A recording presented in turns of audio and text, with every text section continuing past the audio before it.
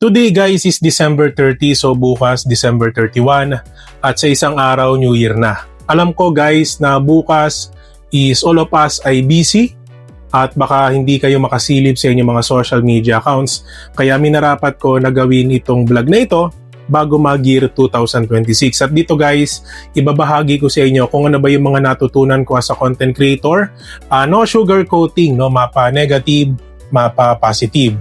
So ngayong year 2025 guys, masasabi ko na madami din tayong blessings na natanggap. So kahit papaano may mga na-invest tayo, especially sa gold, kahit papaano may naipon naman tayo, and at the same time, masasabi ko naman na may mga okasyon, mga holidays, mga happenings sa amin na talagang na-celebrate namin ng maayos.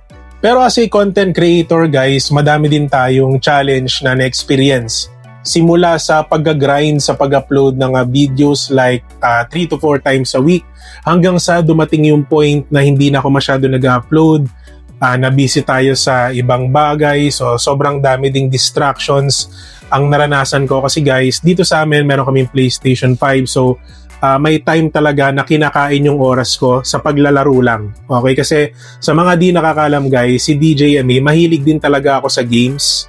No, noon pa man, simula nung bata pa lang ako. So, syempre ako, dahil nga sabik ako sa mga bagay na nagkakameron tayo ngayon. Like, dati hindi kami nakakabili ng PlayStation, but dahil nga sa social media, so ako, kaya ko na siyang bilhin, kaya ko na bumili ng iba't ibang games. So, parang sabik pa ako sa mga ganitong bagay. So, that's why may time na kinakain ng oras ko yung imbis na nagbablog ako, so mas parang nasasayang yung time ko sa paglalaro ng mga games. So that's why ako guys, aminado naman ako doon. At may mga times naman na nare-realize ko na parang nasasayang yung oras ko. I think isa ito sa lesson na natutunan ko this year, na every hour or every minute na tayo ay naandito, nakadepende po talaga sa ginagawa natin kung ano yung magiging future natin.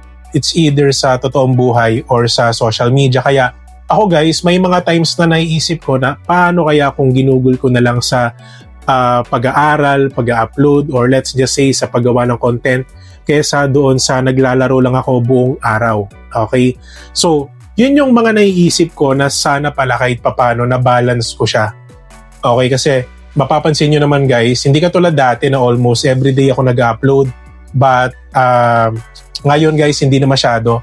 So madami tayong distractions na nararanasan, and at the same time is, ayun na nga, di ba na-share ko na sa inyo yung isang dahilan. So that's why may mga times talaga na hindi ako nakakapag-upload. Kung dati madalas, ngayon hindi na masyado.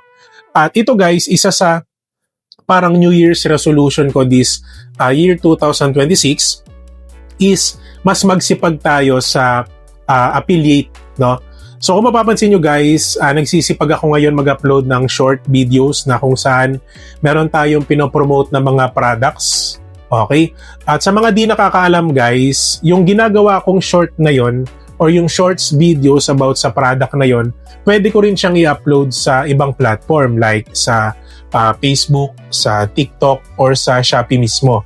So that's why if may bibili ng products na yon, so katulad nung sinasabi ko or sinabi ko dun sa last vlog, na may makukuha tayo na commission doon or magkakaroon tayo ng earnings, or let's just say extra income. So nakita ko yung potential niya guys nung gumawa ako ng short video noon na hindi ko lang talaga naituloy or hindi ako naging consistent talaga sa pagpopromote ng product. Pero guys, kumikita na talaga tayo sa affiliate noon pa man. Pero ngayon guys, nung nag-upload ulit ako ng short about doon sa weighing scale, doon sa ginagamit nating pang kuha ng timbang ng mga gold, yung Tanita. So, nagkaroon ako ng sales doon. So, inisip ko, parang pumasok sa isip ko, why not hindi ako maging active ulit dito? Especially this year 2026, total magbabagong taon na.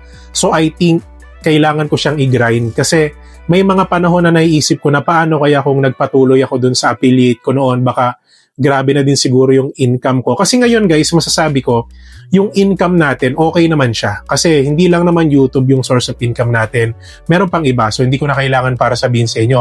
But yung ibig ko sabihin kasi dito guys, hawak ko yung oras ko eh. So, alam mo yon, may mga times na nangihinayang ako dun sa oras na imbis na naglalaro ako, sana pinomote ko na lang tong product na to. So baka mas massive pa yung income na matanggap ko, especially sa pagbebenta or through commission dito sa YouTube. So as you can see guys, no, nag-active tayo ngayon. So nag-upload tayo ng mga short videos, promotion ng products dito sa YouTube, pati sa TikTok, pati na rin sa Shopee. And ayun nga guys, ang plano ko talaga na next year mag-active tayo sa pagiging affiliate or sa pagpo-promote ng products dito sa social media. Okay? So nakita ko yung potential niya guys kasi nung gumawa talaga ako ng video, may bumibili talaga kasi ang advice ko talaga sa inyo guys, no, bilang isang content creator na hindi naman ako sobrang professional sa pagbebenta ng mga produkto online, ang aking advice lang talaga guys, isubukan nyo. Okay, kasi may kanya-kanya tayong ways paano kayo pwede mag-introduce ng product. May kanya-kanya tayong pamamaraan kung paano kayo pwede mag-sales talk online. At for sure guys, naniniwala ako sa inyo na hindi kayo masisiro. So yung iba dyan lang din nagsisimula sa isang video nila or shorts nila, tapos magugulat na lang sila na dahil dun sa video na yon nagkakaroon sila ng sobrang daming sales or malaking income. So ito yung nagiging dahilan, ito yung nagpapatrigger sa kanila para kahit papano magtuloy-tuloy sila sa pagpopromote ng kahit anong product dito sa social media.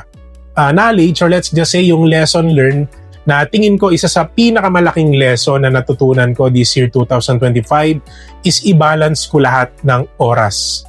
Okay, so matuto ako na i-balance yung oras ko sa paglalaro, yung oras ko sa social media, yung oras ko sa pag-aasikaso ng mga bagay na kailangan kong asikasuhin. Kasi guys, talagang grabe ang oras. Kasi yung oras hindi na siya may babalik.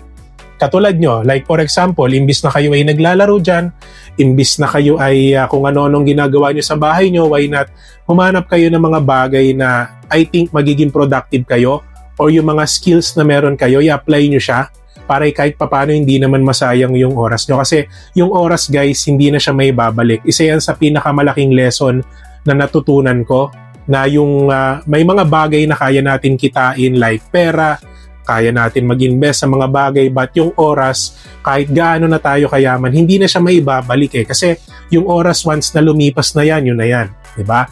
Unlike doon sa pera na kaya natin siya kitain kahit kailan, di ba? So that's why yun talaga guys, ang may papayo ko sa inyo na maging productive kayo, wag nyo sayangin yung oras nyo, especially this year 2026. So that's why ako talaga, mga kaibigan, nag-active talaga ako sa mga bagay na tingin ko na mas magiging productive tayo.